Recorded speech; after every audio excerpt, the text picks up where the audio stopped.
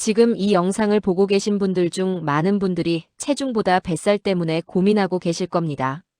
체중계 숫자는 크게 변하지 않았는데도 바지는 점점 더 꽉 끼는 경험 한 번쯤 해보셨을 겁니다. 특히 거울을 봤을 때 가장 먼저 눈에 들어오는 부위가 바로 배입니다. 뱃살은 단순히 미용의 문제가 아닙니다. 복부 지방은 건강과 직결된 신호이기도 합니다. 특히 배 안쪽에 쌓이는 내장 지방은 당뇨병과 심혈관 질환 위험을 크게 높입니다. 그래서 뱃살 관리는 다이어트가 아니라 건강 관리라고 말할 수 있습니다. 오늘 이 영상에서는 뱃살이 왜 유독 안 빠지는지부터 설명하겠습니다. 그리고 가장 빠르고 과학적인 뱃살 감량 전략을 알려드리겠습니다. 운동, 식단, 스트레스, 그리고 수면까지 하나의 흐름으로 정리해드리겠습니다. 1장. 왜 뱃살은 그렇게 고집스럽게 남아있을까?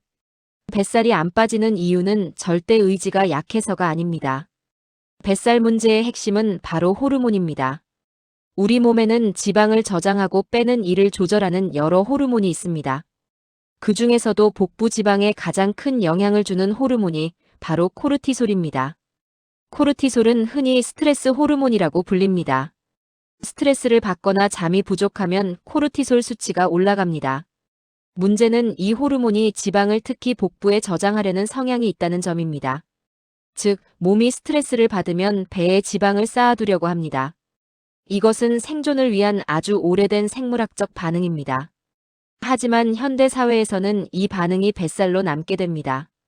굶는 다이어트를 하면 뱃살이 더 안 빠지는 이유도 여기에 있습니다. 과도한 유산소 운동을 매일 오래 하면 오히려 뱃살이 남는 경우도 많습니다. 몸이 위기 상황이라고 인식하면 지방을 빼지 않기 때문입니다. 그래서 뱃살 감량은 단순한 칼로리 싸움이 아닙니다. 뱃살을 빼려면 호르몬 환경부터 바꿔야 합니다. 2장. 뱃살을 줄이는 가장 강력한 운동 전략. 먼저 운동부터 이야기해 보겠습니다. 많은 사람들이 뱃살을 빼기 위해 복근 운동부터 시작합니다. 하지만 복근 운동만으로는 뱃살을 거의 줄일 수 없습니다. 지방은 특정 부위만 선택해서 빠지지 않기 때문입니다. 뱃살을 줄이려면 전신 지방을 줄여야 합니다. 그리고 그 핵심은 근력 운동입니다. 근력 운동은 기초대사량을 높여줍니다. 기초대사량이 높아지면 가만히 있어도 더 많은 에너지를 소비합니다. 또한 근력 운동은 인슐린 감수성을 개선합니다. 이것은 복부 지방 감소에 매우 중요한 요소입니다. 특히 효과적인 운동은 전신을 동시에 사용하는 복합 운동입니다. 대표적인 예로 스쿼트가 있습니다. 스쿼트는 하체뿐 아니라 코어와 전신 근육을 동시에 사용합니다. 데드리프트 역시 복부 지방 감소에 매우 효과적인 운동입니다. 런지와 푸시업도 훌륭한 선택입니다. 이런 운동을 주 3회에서 4회 정도 해주면 충분합니다. 한 번 운동할 때 시간은 30분에서 40분이면 됩니다. 중요한 것은 매일 오래 하는 것이 아니라 꾸준히 하는 것입니다. 이제 유산소 운동에 대해 이야기해 보겠습니다. 뱃살을 빼기 위해 매일 1시간씩 걷거나 뛰는 분들이 많습니다. 하지만 이 방법은 오히려 역효과를 낼 수 있습니다. 장시간 유산소 운동은 코르티솔을 증가시킬 수 있습니다. 코르티솔이 높아지면 복부 지방이 잘 빠지지 않습니다. 대신 추천되는 방식은 짧고 강한 유산소 운동입니다. 이를 인터벌 트레이닝이라고 부릅니다. 방법은 간단합니다. 30초 정도 전력으로 움직입니다. 그 다음 1분에서 1분 30초 정도 천천히 회복합니다. 이 과정을 10분에서 15분 반복합니다. 이 운동은 짧지만 효과는 매우 강력합니다. 운동이 끝난 후에도 지방 연소가 계속됩니다. 특히 내장 지방 감소에 효과적이라는 연구 결과도 많습니다. 3장. 뱃살을 결정짓는 식단의 진짜 핵심. 이제 식단에 대해 이야기해 보겠습니다. 뱃살 감량에서 식단은 운동보다 더 중요할 수도 있습니다. 하지만 중요한 것은 무조건 적게 먹는 것이 아닙니다. 무엇을 먹느냐가 훨씬 더 중요합니다. 복부 지방의 가장 큰 적은 혈당의 급격한 상승입니다.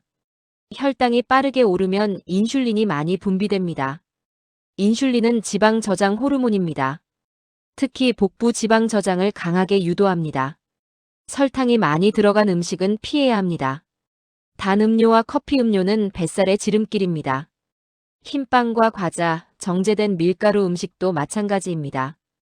이 음식들은 배를 빠르게 나오게 만듭니다. 다음으로 가장 중요한 영양소는 단백질입니다.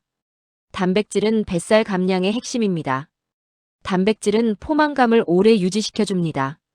또한 근손실을 막아줍니다. 근육이 줄어들면 뱃살은 더 잘 찌게 됩니다. 권장되는 단백질 섭취량은 체중 1kg당 1.2에서 1.6g입니다. 70kg인 사람이라면 하루 약 85에서 110g 정도입니다. 닭가슴살이 부담스럽다면 다른 선택지도 많습니다. 달걀은 매우 좋은 단백질 공급원입니다. 생선은 단백질과 좋은 지방을 동시에 제공합니다. 두부와 콩류도 훌륭한 선택입니다. 그릭 요거트 역시 뱃살 감량에 도움이 됩니다. 지방에 대한 오해도 바로 잡아야 합니다. 지방을 먹으면 뱃살이 찐다는 생각은 틀렸습니다. 문제는 지방의 종류입니다. 올리브 오일 같은 불포화 지방은 오히려 도움이 됩니다.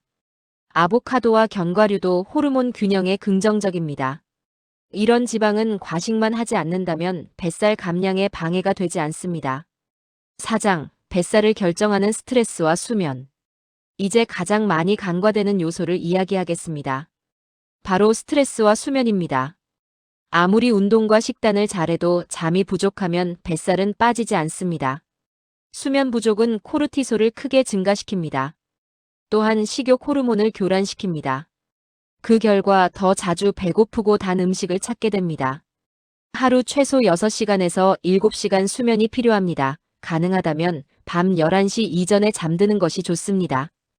이 시간대에 호르몬 회복이 가장 활발하게 일어납니다. 스트레스 관리도 매우 중요합니다. 스트레스를 받으면 몸은 지방을 지키려고 합니다. 특히 뱃살을 쉽게 내주지 않습니다. 그래서 스트레스를 줄이는 행동 자체가 다이어트입니다. 가벼운 산책도 좋습니다. 스트레칭이나 요가도 도움이 됩니다.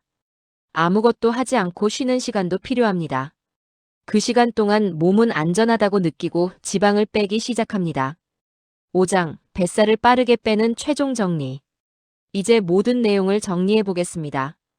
뱃살을 빠르게 빼는 방법은 하나의 공식으로 정리할 수 있습니다.